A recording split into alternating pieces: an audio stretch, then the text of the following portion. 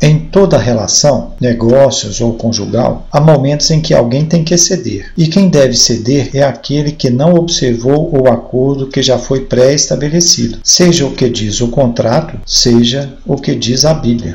Muitos pensam que homem não tem sensibilidade. Lê do engano. A maioria dos homens são sensíveis. E estes, ao serem tratados de modo ríspido, grosseiro e irreverente pelas mulheres, ficam ressentidos e podem não desempenhar a contento ou com eficiência o seu papel de macho. Então, se você, mulher, deseja desfrutar do prazer de viver bem a dois, trate o seu marido com a devida benevolência. Embora muitos homens de bom gosto não tenham consciência plena sobre o que segue, todavia acreditamos que quase todos eles desejam e ou buscam para amar e ser foco de sua dedicação mulheres que sejam meigas, carinhosas, mansas. Tem um trecho da letra de uma música que diz algo assim: eu quero uma mulher que seja diferente, de coloridos modos, amante, confidente, a cúmplice de tudo que eu fizer a mais. No corpo tem o sol, no coração a lua. Juca Chaves é o autor.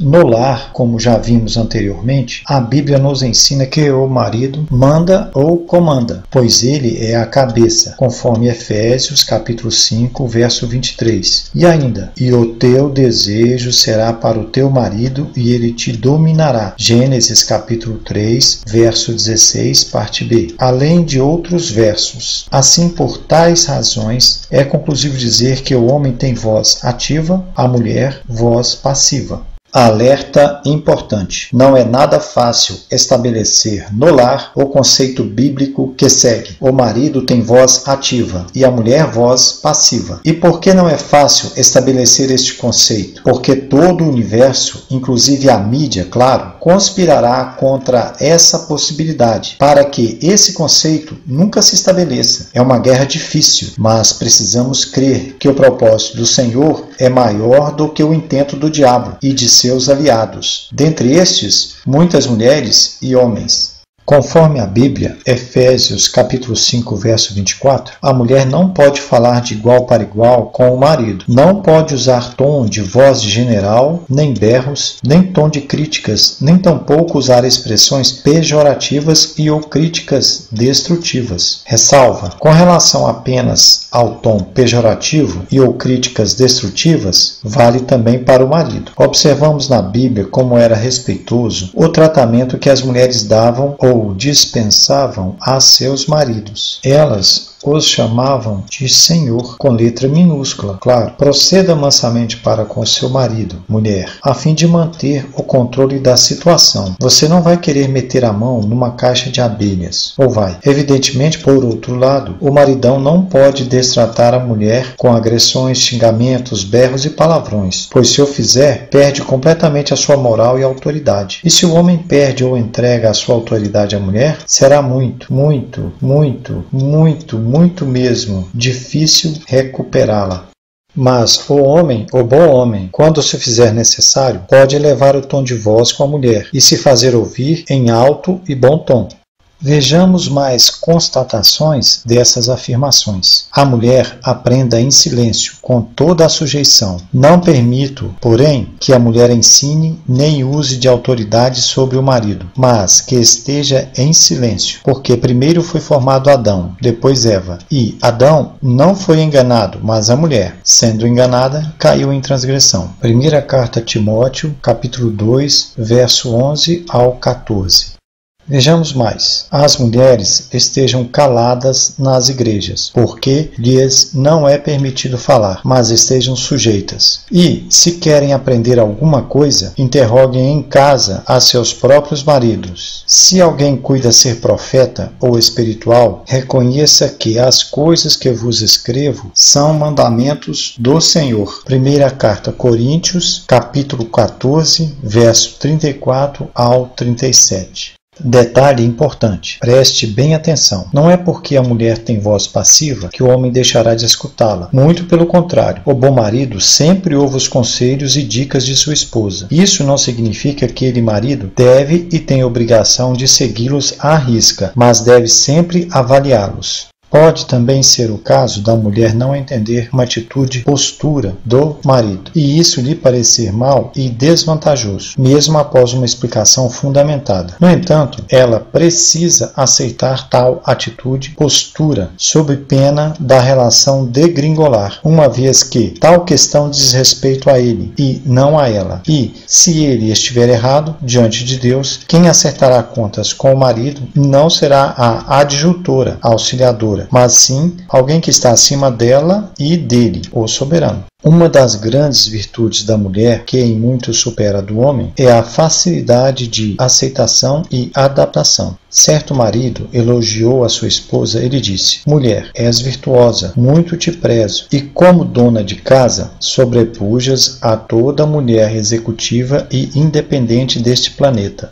É importante saber que o bom marido não precisa ficar o tempo todo a dizer que é ele quem manda ou comanda, e também não significa que ele não possa pedir. Aliás, o que o bom marido deve sempre fazer é pedir, de forma educada e pacífica, pois precisa ser manso no trato com a sua esposa. Mas o caso fica complicado quando a mulher, ignorante, desavisada e sem noção, resolve desacatar ou desafiar a autoridade do marido, ou quer ditar regras, ou tenta manipulá-lo. Aí não tem jeito. O marido tem que impor a sua voz de comando para que as coisas se acertem. Nesse caso, o homem, que é macho, tem que chamar a responsabilidade para si e dizer em alto e bom tom: mulher, tome ciência, quem manda em você sou eu e não o contrário. É importante enfatizar que a mulher tem a obrigação e o dever de considerar, honrar e respeitar o seu marido, do mesmo modo que considera, honra e respeita os seus pais, pois ele, o marido, constituiu família com a esposa, estando assim no mesmo grau de importância e equivalência dos pais. Mas, quanto ao homem grosseiro, insensível, ignorante, irracional, bestial, violento, estúpido, tímido e covarde, não tem moral alguma para reivindicar qualquer autoridade. Na realidade, o homem não pode esquecer o dever de ser tolerante e compreensivo com a mulher, principalmente quando ela estiver no período menstrual. Há de se ressaltar também que a mulher não pode aproveitar essa situação atípica como desculpa para dar coices no marido.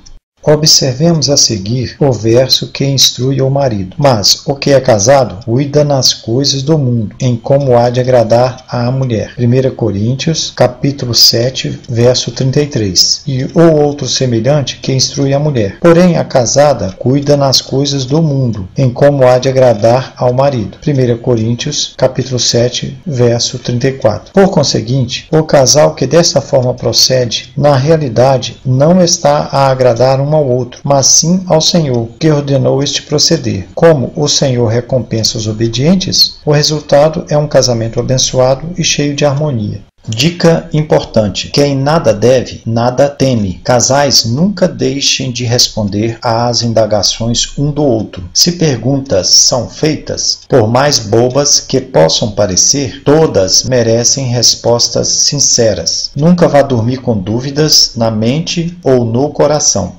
Uma ignorância abismal. Os homens que depõem contra si mesmos, estes que cedem os seus lugares e responsabilidades a eles confiadas pelo Criador, às mulheres. Sim, estes que desprezam a reverência, o respeito e a hierarquia em todas as relações, mas principalmente na relação familiar. Entendimento este que é fruto da mais profunda ignorância sobre as consequências de ação e reação, de causa e efeito. Promovem um enorme estrago, pois afetam negativamente a vida de todos os outros homens que não concordam com tal postura.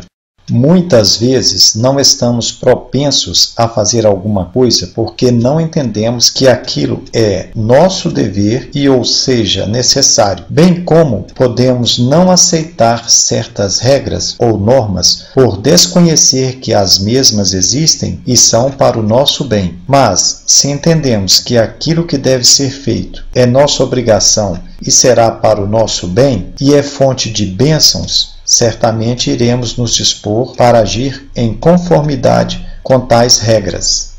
Assim, acreditamos que as normas estabelecidas por Deus na Bíblia têm a finalidade de promover a boa convivência entre esposa e marido, e o teu desejo será para o teu marido e ele te dominará. Gênesis capítulo 3, verso 16b. Vós, mulheres, sujeitai-vos a vossos maridos como ao Senhor, porque o marido é a cabeça da mulher. Efésios capítulo 5, verso 22 e 23. Assim também as mulheres sejam em tudo sujeitas a seus maridos. Efésios capítulo 5, verso 24b. E mais, veja que interessante, porque também o varão não foi criado por causa da mulher, mas a mulher por causa do varão. 1 Coríntios, capítulo 11, verso 9. Ou seja, em resumo, interpretando os versos citados, o soberano diz: Eu, o Senhor, estabeleci que o homem seja o chefe da família e deve ser sobre a mulher para comandá-la e conduzi-la, a fim de que haja ordem e harmonia no lar. Alguém discorda dessa interpretação?